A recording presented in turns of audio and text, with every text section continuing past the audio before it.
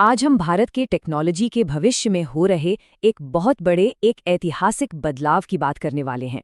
ये सिर्फ कुछ नई फैक्ट्रियां लगाने की कहानी नहीं है, नहीं, ये कहानी है भारत की एक नई आत्मनिर्भर तकनीकी पहचान बनाने की। हाल ही में सरकार ने कुछ ऐसे बड़े फैसले लिए हैं जिन्होंने भारत की टेक्नोलॉजी से जुड़ी उम्मीदों को सच कहें तो पंख लगा दिए हैं। ये एक ऐसा पल है जहां सालों की प्लानिंग और मेहनत अब हकीकत में बदल रही है। और इस पूरी क्रांति के सेंटर में है एक साथ शुरू हो रहे 3 नए और बेहद जरूरी सेमीकंडक्टर यूनिट्स। जी हां, एक नए, 2 नए, बल्कि 3। ये एक ऐसा कदम है जो भारत के सेमीकंडक्टर मिशन को एक जबरदस्त रफ्तार देने वाला है। तो चलिए सबसे पहले नजर डालते हैं गुजरात में बन रहे उस विशाल प्रोजेक्ट पर जो ग्लोबल सप्लाई चेन में भारत की भूमिका को हमेशा हमेशा के लिए बदलने की ताकत रखता है। ये है टाटा का धुलेरा फैब्रिकेशन प्लांट। और जरा इन आंकड़ों पर गौर कीजिए, 91,000 करोड़ रुपए का निवेश। ये कोई छोटी मोटी रकम नहीं है। और ये सिर्फ एक और प्लांट नहीं, बल्कि भारत का पहला कमर्शियल चिप फैब्रिकेशन प्लांट है। और यही बात इसे सच में एक गेम चेंजर बनाती है।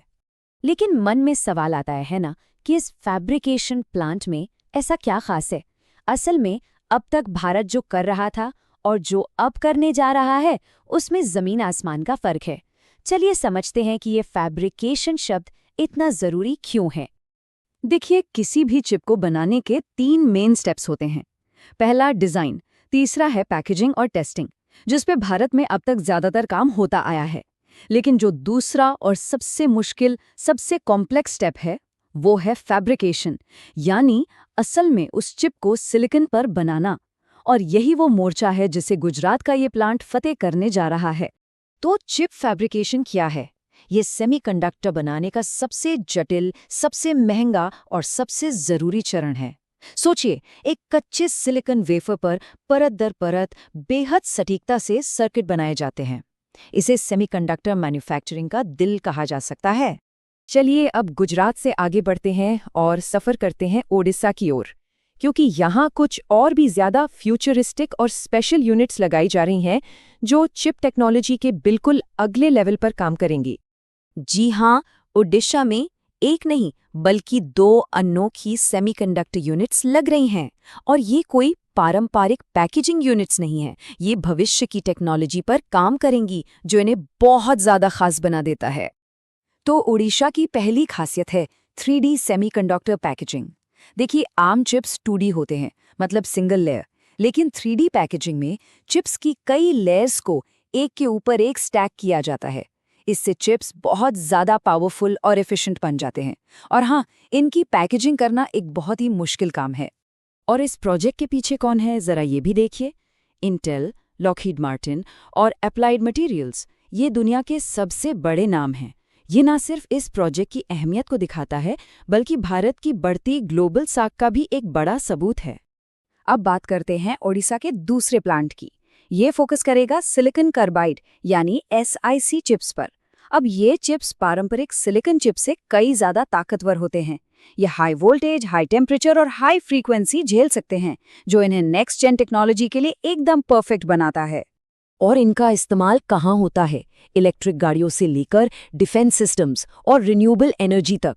ये वो सारे सेक्टर्स हैं जो हमारे भविष्य को आकार देंगे।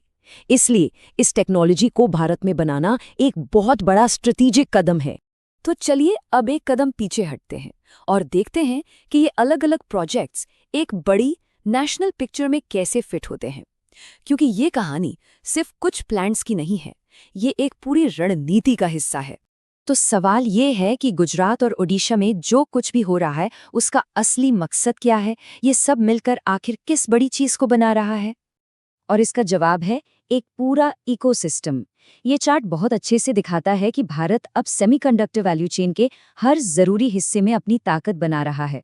गुजरात में फैब्रिकेशन की जड़ें, ओडिशा में एडवांस पैकेजिंग का भविष्य और मौजूदा यूनिट्स में असेंबली और टेस्टिंग की मजबूत नींव। ये जो स्टेटमेंट है, ये इंडिया सेमीकंडक्टर मिशन की सोच को पूरी तरह से बयां करता है। मकसद सिर्फ कुछ पुर्जे बनाना नहीं है, बल्कि डिजाइन से लेकर फाइनल चिप तक पूरी की पूरी प्रक्रिया को भारत में आत्मनिर्भर बनाना है। तो इन सब डेवलपमेंट्स का भारत के लिए और ग्लोबल स्टेज पर उसकी जगह के लिए क्या मतलब है? आने वाला कल कैसा दिखता है? इसका असर बहुत बड़ा होने वाला है। इससे न सिर्फ हाईटेक नौकरियां पैदा होंगी बल्कि चिप्स के लिए दूसरे देशों पर हमारी निर्भरता भी कम होगी। साथ ही ये भारत को ग्लोबल सप्लाई चेन में एक बहुत जरूरी प्लेयर बनाएगा और देश को एक स्ट्रेटेजिक ऑटोनॉमी देगा। और कहानी यहीं खत्म नहीं होती। ये तो बस शुरुआत है। सरकार इंडिया सेमीकंडक्टर मिशन के अगले फेज को लॉन्च करने की तैयारी में है, जिसमें $10 बिलियन से भी ज्यादा के इंसेंटिव्स की उम्मीद है। ये दिखाता है कि इस रफ्तार को और भी तेज करने का पक्का इरादा है। तो सवाल ये उठता है कि क्या भारत दुनिया की अगली चिप सुपर पावर बनने की राह पर है? इन बड़े और साहसी कदमों को देखते हुए ये सवाल अब कोई कल्पना नहीं बल्कि एक हकीकत की संभावना लगता है। एक